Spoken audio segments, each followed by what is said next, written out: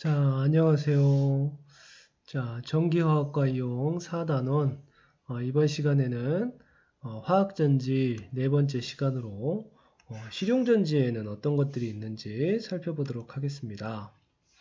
자, 우리가 화학전지에서 처음에 금속의 반응성에 대해서 공부했고, 그 반응성을 이용한 화학전지를 우리가 공부했습니다. 자, 화학전지는 어떻게 구성되냐면, 자, 크게 마이너스 극과 플러스 극으로 구성되었죠.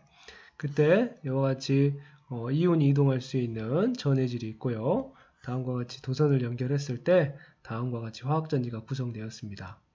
이때 마이너스 극에는 반응성이 큰 금속이 사용되었고 플러스 극에서는 반응성이 상대적으로 작은 금속이 사용되었습니다. 그럼 반응성이 큰 금속에서는 어떤 반응이 일어나죠? 그렇죠. 전자를 잇는 산화 반응이, 플러스 극에서는 전자를 얻는 환원 반응이 일어나게 됩니다. 그래서 산화 반응에 의해서 나온 전자가 다음과 같이 도선을 타고 마이너스에서 플러스 전극으로 이동하게 되는 것이었죠. 자, 그래서 우리가 화학전지에 대해서 다음과 같이 살펴봤고요. 오늘 이 시간에는 이 실용전지, 실제적으로 사용되는 전지들은 어떻게 구성되어 있고 어떻게 분류할 수 있는지에 대해서 알아보도록 하겠습니다. 자, 그러면 실용전지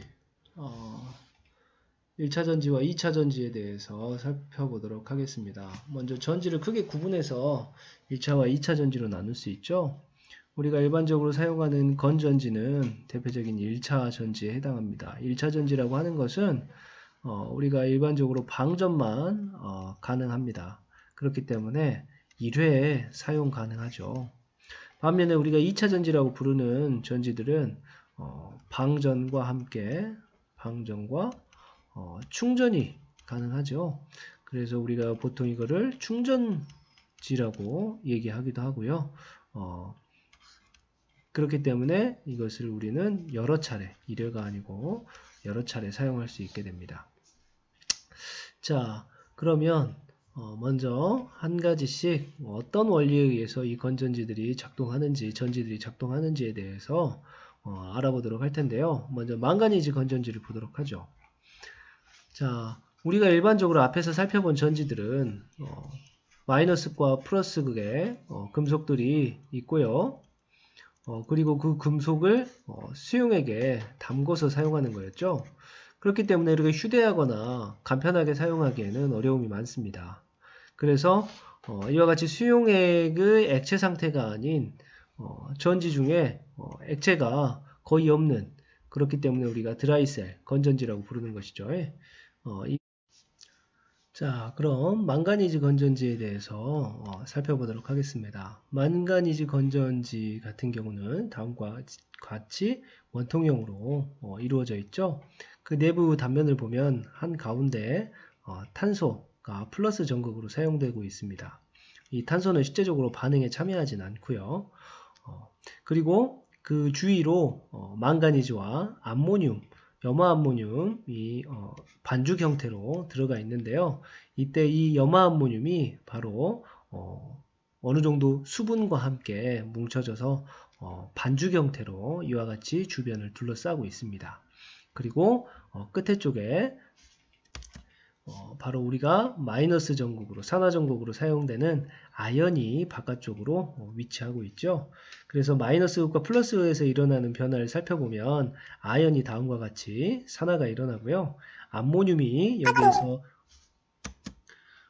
전자를 받으나 여기에서 전자를 받아서 분리된 수소가 이 산화제인 이산화망관과 함께 반응하면서 다음과 같이 생성물이 생성되게 됩니다. 결과적으로 총 산화수의 변화를 살펴보면 여기에서 산화수 변화가 생기는 것은 망간이 여기서 플러스 4였는데 여기에서 플러스 3으로 산화수가 감소함으로 결국에는 망간이 다음과 같이 환원되는 그와 같은 일이 생깁니다. 자, 또한 염화암모늄을 집어넣기 때문에 이 내부에 수용액 상태의 염화암모늄은 산성을 띠기 때문에 이 아연통이 부식되기도 하고 그래서 여기에서 생성물로 만들어진 물이 밖으로 누출돼 가지고 녹 같은 경우가 생성되기도 하죠. 그런 망가니즈 건전지에 대한 단점이 있습니다. 자, 그 다음에 알칼리 건전지에 대해 살펴보죠. 알칼리 건전지는 망가니즈 건전지와 비슷하게 생겼지만 내부 구조에는 차이가 있습니다. 망가니즈 건전지는 여기에서 플러스 전극으로 흑연을 사용하지만 여기에서는 이 아연과 직접 연결된 전극을 사용합니다. 그래서 이 중심에 있는 전극은 마이너스 전극으로 쓰이는 것이죠. 그리고 이 아연이 반죽되어 있는 여기에서 NH4Cl 대신에 KOH라는 우리가 알칼리성 물질이 수용액 상태에서 같이 함께 반죽돼서 사용되어집니다. 그래서 이 KOH가 알칼리성을 띠기 때문에 우리가 알칼리 건전지라고 하죠. 그래서 여기에서 사용되는 물질은 중앙 부분에 아연이 들어있고요. 바깥쪽으로 이산화망간이 위치하고 있습니다. 그리고 여기를 분리막으로 이온을 전달할 수 있는 분리막으로 분리가 되어 있고요. 그래서 여기에서 아연이 다음과 같이 산화가 일어나는데 여기서 수산화이온과 반응해서 산화안원이 형성되고 물과 두 개의 전자가 나오게 됩니다. 자, 그런데 여기에서 산화수를 변화를 살펴보면 아연이 0이었고요. 변화가 일어난 후에 플러스 2가 되므로 아연이 산화된 것을 알 수 있습니다. 자, 플러스계에서 마찬가지로 보면 이산화망간과 물이 반응해서 3산화 2망가니즈가 만들어지고 두 개의 수산화 이온이 생성되죠. 그래서 전체 반응식을 써보면 다음과 같이 물과 수산화 이온이 생겼다 없어졌다는 과정을 반복함으로써 전체 반응에서는 다음과 같이 물과 수산화 이온이 나타나지 않습니다. 그 양의 변화가 생기지 않는 거라는 것이죠. 그리고 이 내부의 액성이 알칼리성이기 때문에 금속과 반응하지 않아서 망가니즈보다 더 안정성 있게 사용할 수 있습니다. 자, 그리고 가격도 훨씬 알칼리 건전지가 비싸죠. 그 이유는 훨씬 더 사용을 오래 할 수 있기 때문에 그렇습니다. 그 이유는 뒤에서 다시 또 얘기하도록 하죠. 자, 그 다음에 납축전지에 대해서 살펴보도록 하겠습니다. 납축전지는 앞에서 살펴본 건전지는 1차 전지라면 이 납축전지는 2차 전지에 해당하죠. 그래서 한번 살펴보겠습니다.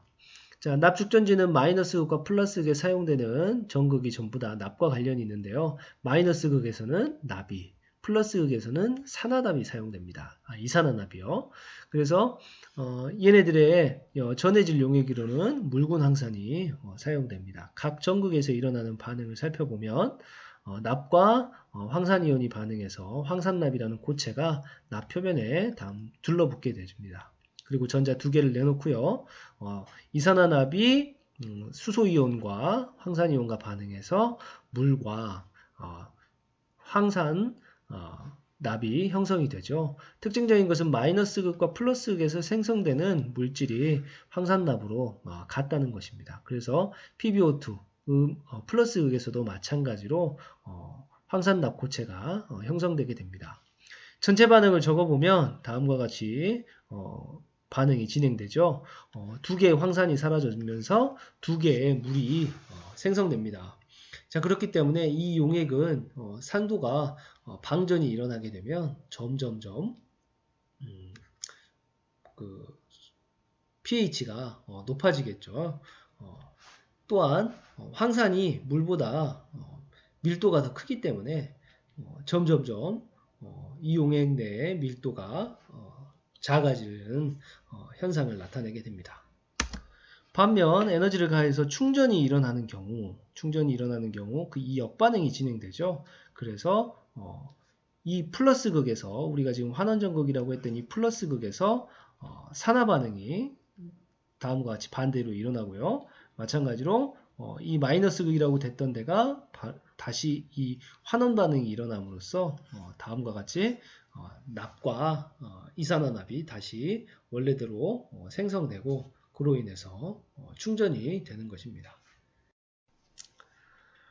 자, 산화은 전지에 대해서 살펴보도록 하겠습니다. 산화은 전지는 알칼리 전지와 비슷한 면이 있죠.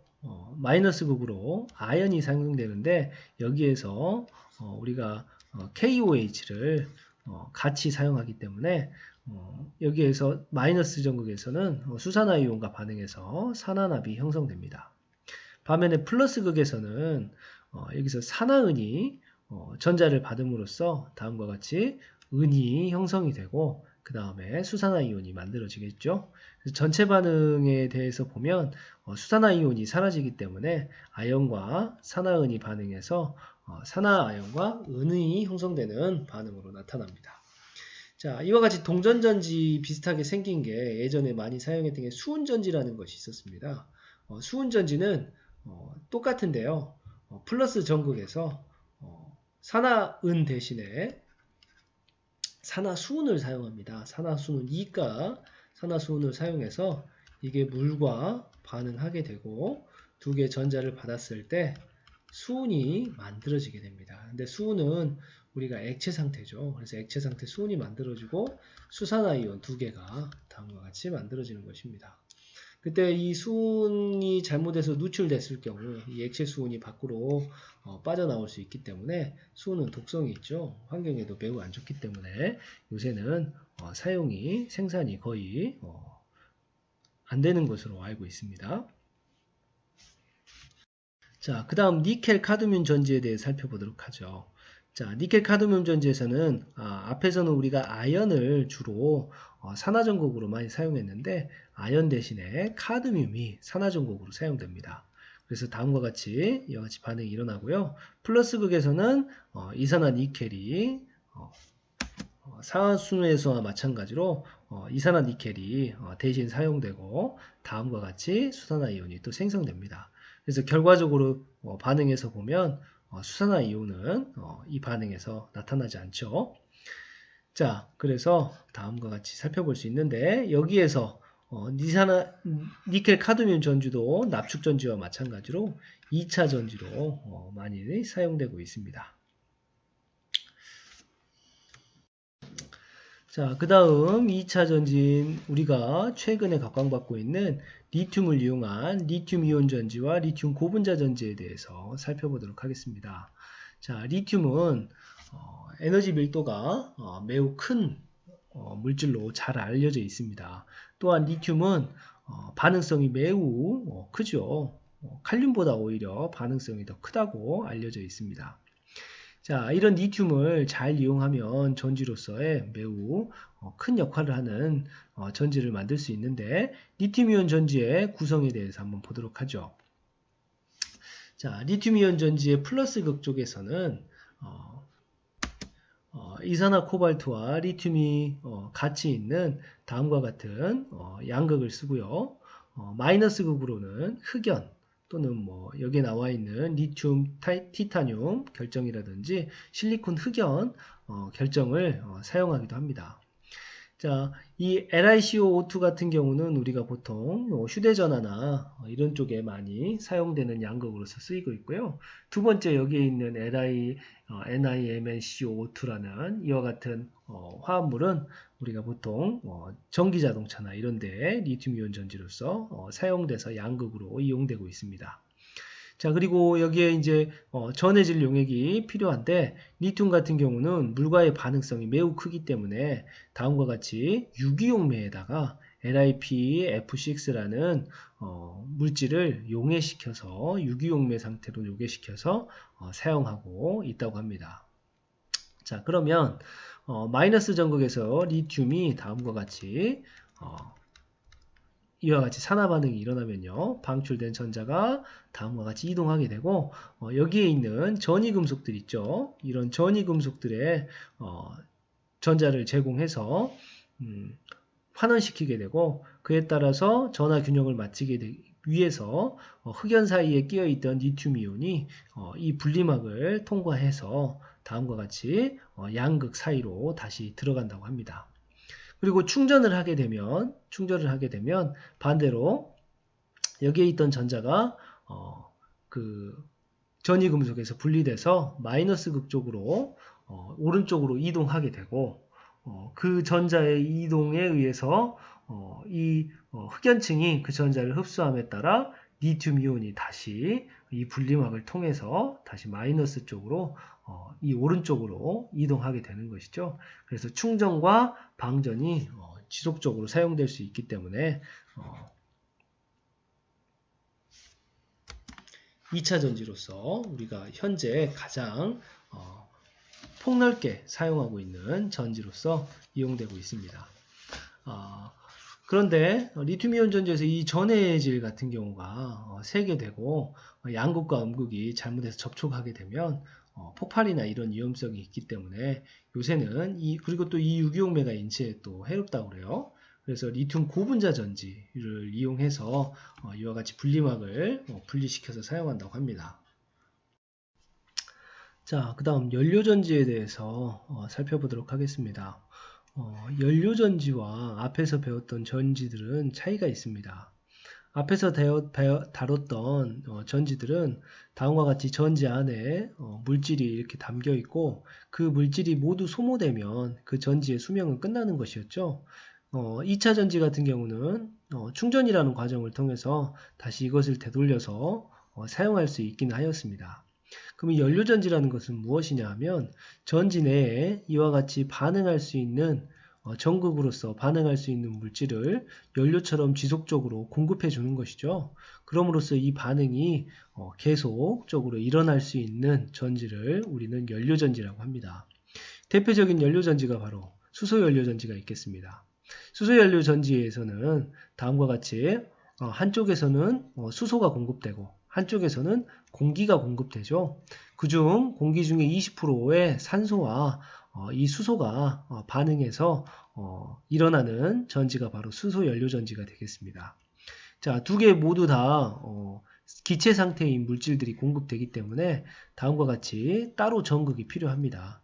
이때의 전극은 우리가 백금 촉매를 이용해서 탄소 전극 안에 백금을 다음과 같이 쭉 도포해 가지고 그 백금을 해서 반응이 진행되도록 촉매로서 이용하는 것이죠. 자, 그래서 첫 번째 단계는 수소가 산화되는 과정입니다. 즉 수소가 들어오면 수소 이온으로 바뀌게 되고 전자를 다음과 같이 내놓게 되는 과정입니다. 그러면 이 수소 이온이 전해질 막을 통과해서 다음과 같이 공기전극 쪽으로 이동하게 되죠. 그리고 이 공기전극 쪽에서는 마찬가지로 공기가 이 백금전극에 산소가 달라붙어서 산소 원자로 거의 분리된 상태로 다음과 같이 존재하게 됩니다. 이제 수소이온의 이동과 함께 전자도 이 도선을 타고 이동하게 되고 이때의 전자의 이동을 흐름을 이용해서 우리가 발전기를 돌린다든지 하는 것이죠. 그렇게 되어서 이 수소이온과 산소가 다음과 같이 전자와 반응을 해서 물이 생성되는 과정이 이루어지는 것입니다. 그래서 여기에서는 산소와 수소, 이온 4개가 전자 4개와 만나서 다음과 같이 물 분자 2개가 만들어지는 과정으로 이루어집니다. 자, 이거 전자 개수를 맞추기 위해서 위에 이 반응식에다도 2를 곱해주면 다음과 같이 반응식이 되고 전체 반응식을 적어주게 되면 이와 같이 얘네들은 사라지고 2개의 수소와 산소 분자 하나가 반응해서 2개의 물 분자가 생성되는 반응이 수소 연료 전지에서 일어나는 것이죠. 자, 이런 연료 전지의 특징을 살펴보면 우리가 보통 전기 자동차 그러니까 리튬 이온 전지 같은 경우를 사용하는 전기 자동차 같은 경우는 충전이라는 과정이 거쳐야 되기 때문에 시간이 몇 시간에서 보통 반나절 정도 걸리는 그런 충전 시간이 필요합니다. 반면에 연료전지는 공급되어야 될 연료만 넣어주면 되기 때문에 보통 수분에서 10분 정도 안에 충전이 가능하기 때문에 다음과 같이 충전이 필요가 없고 연료만 공급해주는 짧은 시간 내에 사용할 수 있다는 특징이 있겠습니다. 두 번째, 에너지 효율이 매우 높다 그래요. 그래서 보통 에너지 효율의 한 80% 정도를 이용할 수 있다고 합니다. 그 다음에 다음과 같은 과정을 통해서 이루어내기 때문에 전기차처럼 거의 소음이 발생하지 않으면서 이때 나오는 생성물질이 순수한 물, 중류수만 생성되기 때문에 환경에 미치는 영향이 거의 없다고 얘기할 수 있겠습니다. 반면에 좀 요새 아직까지는 수소의 생산에 대한 비용이 좀 높기 때문에 가격 면에서 좀 불리한 면이 있고요. 수소 저장에 대한 기술이 아직까지는 매우 가격이 비싸기 때문에 그런 가격적인 비용에서 좀 부족한 면이 있겠습니다. 자, 나머지 뒷부분에 리튬 공기전지 내용이 좀 나와 있는데요. 이 부분은 여러분들이 한번 읽어보시면서 살펴보기 바라겠습니다. 이상으로서 우리가 실용전지와 연료전지 내용을 모두 마치도록 하겠습니다.